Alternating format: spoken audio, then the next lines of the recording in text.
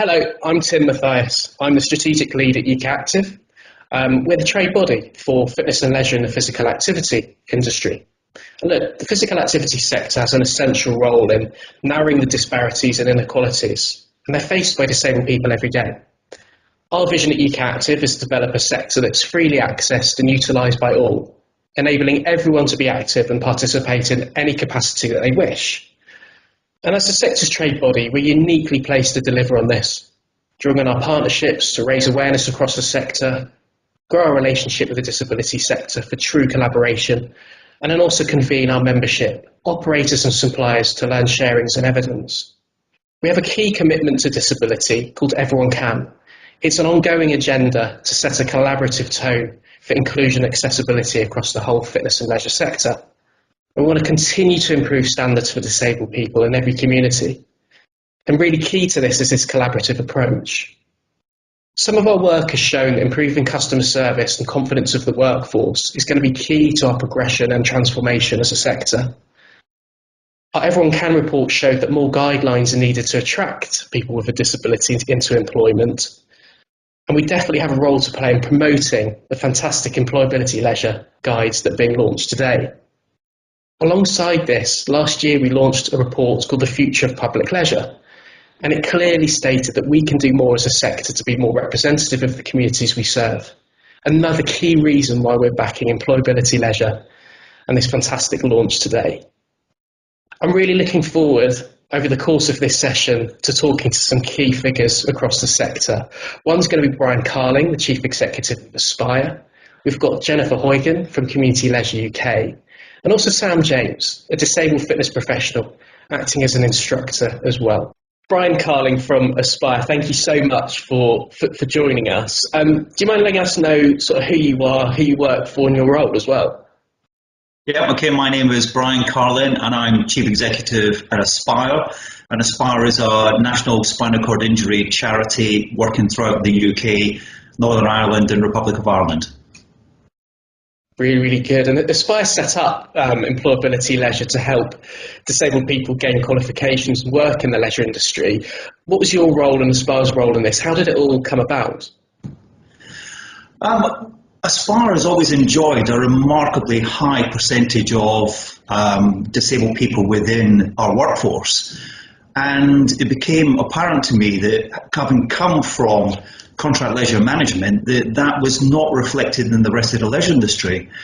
And it was also apparent that the barriers were not just attitudes from the industry, it was about physical barriers, it was about economic barriers. So we wanted to find a solution to those problems, and that was to create a training program that could support disabled people with physical, sensory, cognitive, mental and health difficulties to gain industry qualifications, supported work experience and successful permanent employment. So really we just wanted to create an opportunity that could reflect what we had within our workforce. And it wasn't just necessarily about the workforce, it's about the fact that we have an unprecedented 37% use of our services at the Aspire Leisure Centre by disabled customers. And if you think that 98% of society will become disabled in our lifetime, it makes perfect sense that the leisure industry should be doing everything it can to attract disabled customers. And I just believe we have a welcoming and a more reflective workforce to represent society as a whole. And I think that that's what makes us so successful, and hopefully the leisure industry will embrace as well. Just that stat around 37% usage by disabled people at your centre, definitely over-indexing. You do so many things so well at Aspire to cater for disabled people. What does it actually look like on the ground in terms of your inclusion of disabled people at the centre? I'm going to take you to my first ever interview at Aspire, and I was asked a question at the very end of my understanding and experience of disability, to which I replied, I didn't think I had any. And I saw frowns upon the chief executive and the chair of the board. And then I thought to myself, well, actually, perhaps my sister, who was born with hydrocephalus and spina bifida and spent 50% of her childhood in hospital, missed out on huge amounts of education and faced, negative attitudes from other pupils at school and general members of the public. But I never actually saw my sister as being disabled. I just saw Janice, my sister. And I think what's different at Aspire, the culture and what it looks like on the ground, is exactly that. Within Aspire, we have a culture where we don't see disability. We see a customer, or we see an employee, or we see someone delivering training. That's the difference within Aspire. It's a world where, wherever your disability is, or whoever you are, that can stay in the car park. Once you enter our building, it's a world where everyone is completely equal. Really, really good. The guidance, the employability leisure guidance that we're encouraging operators to download and read and take note of as part of this launch, it talks about the importance of an inclusive culture, and that really it needs to be driven from the top. And as the chief executive, how do you go about doing that, really driving inclusion from the top down? First of all, we need to ensure that we have equal representation of disabled and non-disabled people on our board, who are ultimately responsible for the governance of the charity. We have to ensure that we have all the positive policies in place, that our staff are trained in disability awareness, and that we also ensure that our policies don't just embrace our ability to attract and employ disabled people, but it's there embedded within our communications. Signing up to being a disability confident employer is fantastic, and we are a leader within that accreditation. So we are there now helping to support other organisations to improve their capabilities in directly employing positively disabled people. So it's channel swims, triathlons. There's a video online of you shuffling a pack of cards whilst on a bike also. So your role as a chief executive, really pushing inclusion from the top downwards. Is it your role solely as a chief executive? Who else is kind of responsible for inclusion across your organisation? Our entire leadership team and every manager and every employee. It's not just about from the leadership. If you can be an inclusive leadership team, but if you haven't ensured that you're driving that message constantly, that you're providing that support and that training and that guidance to your staff and to your customers, then that's where it's really important. The leisure industry has a relatively high turnover of young employees. And ensuring that your training program isn't just a tick box one-off.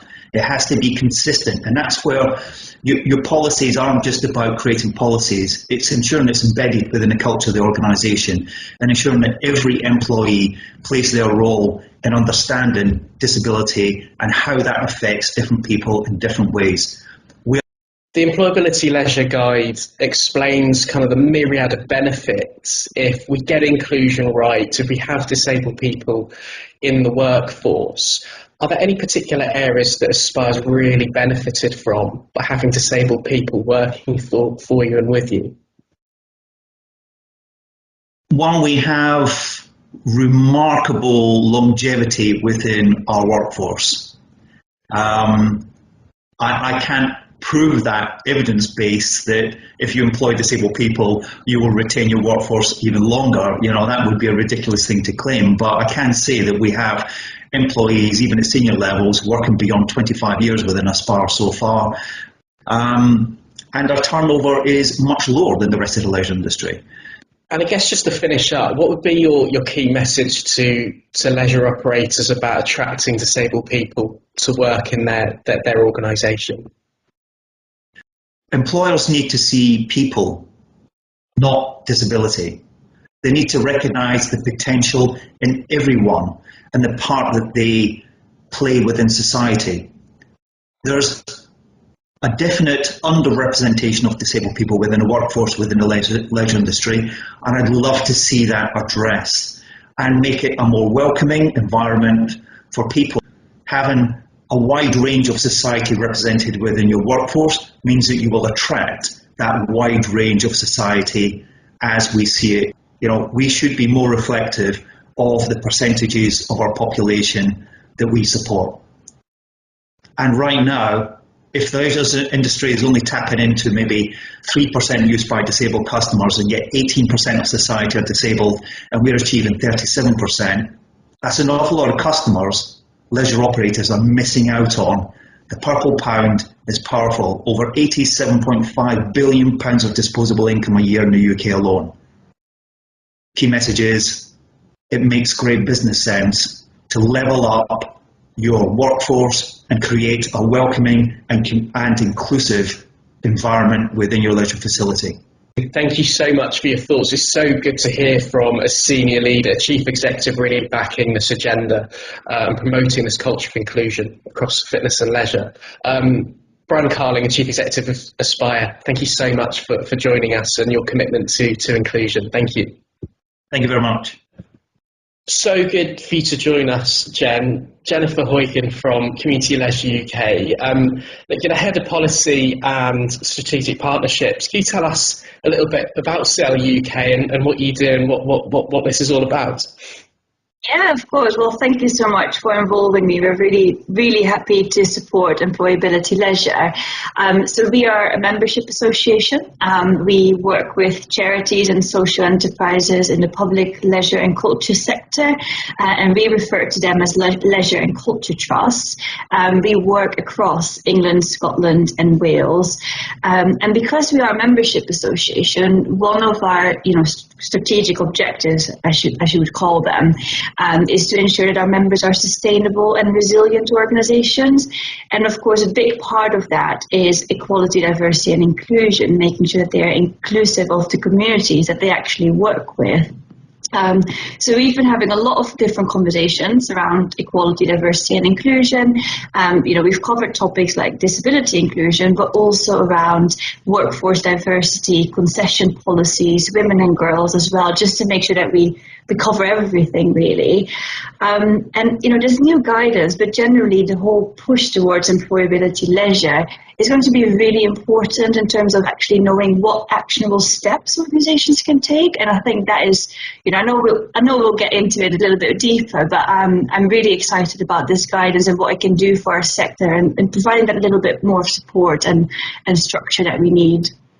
Amazing. So good to have SEL UK's kind of involvement and backing. And employability leisure guidance, does that really fit in with where your members are at and what they really require at the moment with regards to disability? Yeah, I think so, because one of the conversations that we've had with our members is that they're obviously very keen to do the right thing. And to be inclusive towards everyone and accessible as well. But one of the main barriers that members have shared with us, and I found that really brave of them to admit that actually one of the things that they will need to overcome within their organizations is to be able to have the conversation with their staff and their workforce about diversity, because they are afraid to offend people or to offend staff members. They feel like they need to have a legitimate purpose almost to ask about, do you have a disability or do you need additional support? And so actually I think this, the new guidance will actually really help with having that conversation and giving guidance and structure around communication and explaining why are we asking these questions and where do we want to go to as an organization as well. I think the discussion around disability is often focused on participation. Where do you think we're at, and what is the role that employability leisure can play in terms of pushing the agenda, disabled people in the workforce? Yeah, I've been thinking about it, and I think actually there's a lot that we can learn from the participation point of view. So, leisure operators, whether that's in the public or, private sector, they will be used to being inclusive and accessible from a participation point of view because of all the health and well-being programs that they run on a daily basis. So they will feel quite confident in terms of engaging disabled people in that way. But now is the question of actually translating that to actually being a fully inclusive organization, because you can be really good from your participation point of view, but it doesn't necessarily mean that everything is in place in terms of that inclusive culture as an organization. And I think this is where Employability Leisure as a wider initiative can really open up that conversation within this sector, saying we're doing really well on participation on this front, but now let's reflect back internally, what does that mean for us as an organization? And I think the guidance that is coming out today is really, really helpful because of that checklist that is there at the start. And I love that checklist because it's right at the start and it will allow you to actually check and challenge the work that you do and just go to the relevant sections that you will need to just reflect on your work, to adapt your work. But also, very honestly, if you need to start afresh, you can because of that checklist and that guidance that is there. Yeah, the Employability Leisure Guide, it has so many amazing kind of practical implementable elements to it. Really good that you mentioned the checklist within there. I think there's one element that has really struck me, and you've mentioned this inclusive culture. Starting from the top, what's the role that you think chief executive senior leadership can kind of play to push disability in the workforce? I think they have a really important role to play because they're the leaders within their organization. They need to show that they care and that the organization cares and will put in the support and will be able to have an honest conversation within the organization. This is what we're doing well, but this is potentially what we're not doing well yet. And, this is difficult sometimes to admit we're not doing this well, but, we will adapt and we want to have a conversation with you, our staff, to actually improve. And one of the things that was really reassuring to me working with so many members across the UK is that when we started our ED&I work a year and a half ago, I can't quite remember when we started to really put it as a real focus with dedicated workshops, one of the things that we never had to do was to explain why we're focusing on equality, diversity and inclusion. It was a relief for members that we were providing a space for them to network, to share examples, to ask the silly questions, and to be reassured that there is support and guidance out there for them, to reflect on their work and to improve where needed. Yeah, it's such a really crucial, important element of the debate and the conversation around equality, diversity, inclusion. Let's get this out in the open. Let's have the discussion. No silly questions, as you mentioned, for us to kind of progress. So Employability Leisure, got these amazing resources and the guides sort of being published. You've mentioned the checklist. I love the bit about senior leadership, the benefits of having an inclusive culture. Is there a particular element that's really caught your eye and your interest within the guides? Yeah, there's many different elements, and literally every chapter to me I found inspiring, and I know that I will go back to many of the sections just for myself to help guide my own work with members and in the sector working with partners as well. But I think for me there were three sections really that really spoke to me. So one of it is, of course, the checklist, which I already mentioned, but also the reason why I love the checklist so much is not just because it helps you check your work, but also because it's themed across, 3 different themes. So it's wider strategic planning as an organization. It is preparing the workforce, having that conversation, but also looking at policies and plans as an organization. So really you can quickly see where you as an organization want to learn and then go to that section, which I think is really helpful. The second bit, and I think we've mentioned it during this conversation, but really important to stress is that inclusive culture as an organisation. And that is something that came out of the workshops that we've been doing in the past few months really quite strongly, is that, you can have a diverse workplace that is potentially representative of your community, but that doesn't mean that you are inclusive in the way that you operate. So there's a risk that the way that you operate may be tokenistic if you don't have that truly inclusive culture as an organization.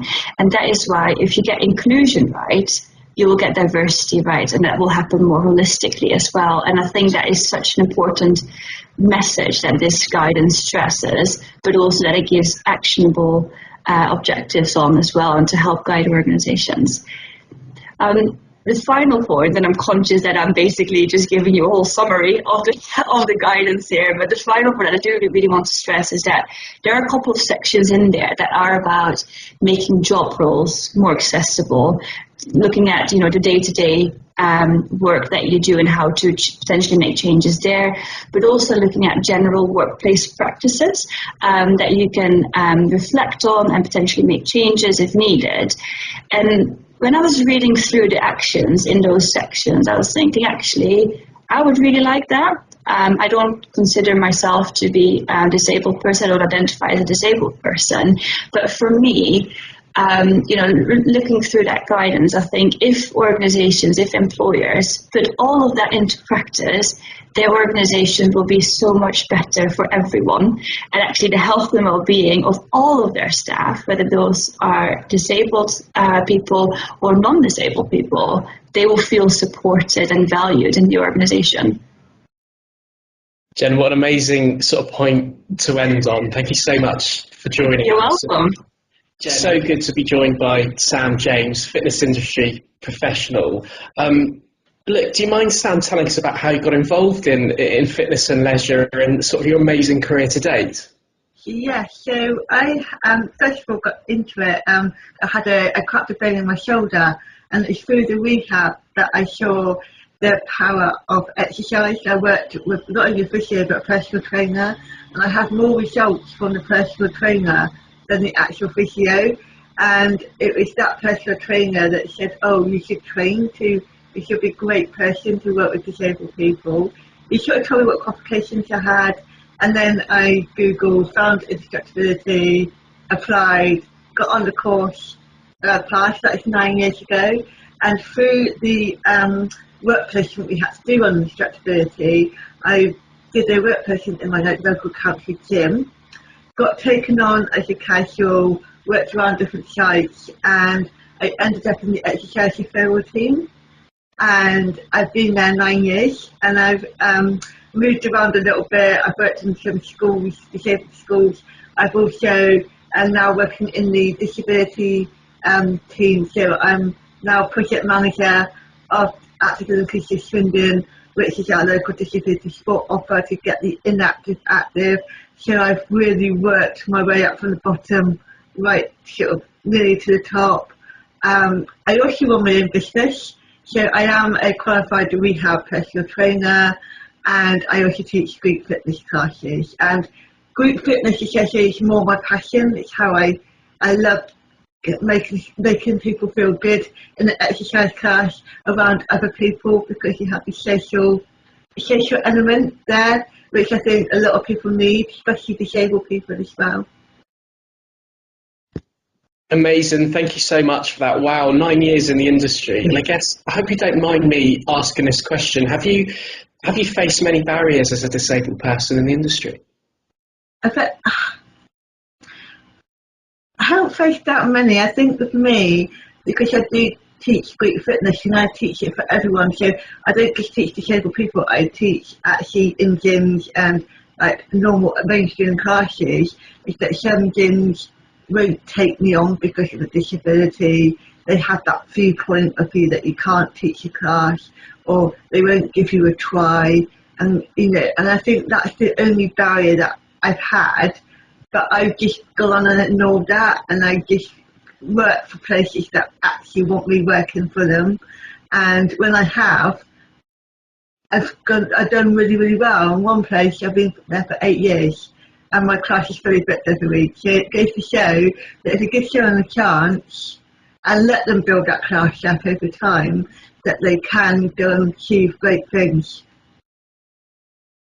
Really, really good to hear that, Sam. I guess my next question would be, what do you think the fitness and leisure industry needs to do to become a more attractive career option for disabled people? First of all, I think they need more disabled people in advertising. I think that when you look at a inclusive membership, say for example they have got a disability or inclusive membership, it's normally older people or a wheelchair person in that actual advertising. Whereas that is only a very small percentage of disabled people. Disabled people can be ambulant. They could have like walking aids, they could be visually impaired, hearing impaired. So it doesn't actually reflect the true disability population. Also, I think that if they did that, the more people that they have going in that are disabled, it also showcases that they are inclusive, and that might then turn that they might have more disabled staff. Does it matter if it's on reception, as admin, gym instructors, teaching classes? But in my experiences, in my job, that disabled people respond better to disabled staff. So all my clients, they all respond to me because I'm in a similar situation to them. And I've got disabled people with CP that come to my classes because I've got CP. So that when I'm demonstrating a move, they can see me doing it, so they know that's how they got to do it. Whereas they haven't got another instructor or another person trying to correct them because they're doing it slightly differently. You know, you raised such an amazing point, and I couldn't help but notice on your own website some of the testimonials from your clients that have come through. There's one that really sort of stuck out for me, and it was an individual who was perhaps a little bit nervous about getting in touch, a little bit nervous about attending for the first time. What's the role of an instructor to kind of ease someone into fitness and allay their concerns, do you think? I think that regardless if there's a disability or not, I think everyone is nervous about attending a class to start with. I think they all think it's going to be full of gym bunnies, it's going to be really high impact, when actually the whole purpose of a class is to be very inclusive. It's to have every level from beginner right up and to give options to everyone. And they should actually talk to the instructor, because if they actually talk to the instructor, get to know that instructor before they attend, they can actually squash any of those qualms, worries that they might have. And like the lady that you mentioned, actually, she's been with me since the start of lockdown. She joined during lockdown because she's actually lives up in Scotland, and she has been one of my most regular clients, and she avoided a hip replacement because she's been coming to my classes and actually doing 3 or 4 classes a week online, and she said that the difference herself in her mobility has really, really improved. Yeah, look, that testimonial really struck a chord with me in terms of that initial nervousness, the great work you've done, and kind of transformation, if you will. So look, we're here sort of celebrating launching the EmployAbility Leisure Guides. You've been given a sneak peek of them Yes. the launch. What are your thoughts on them? It's quite interesting, and I thought it's quite in depth. So it's quite a lot of information in there for prospective employers, and the fact is that it's got lots of stats in there as well. I think actually employers that don't employ disabled people need to see those stats, so they actually see how big the gap actually is.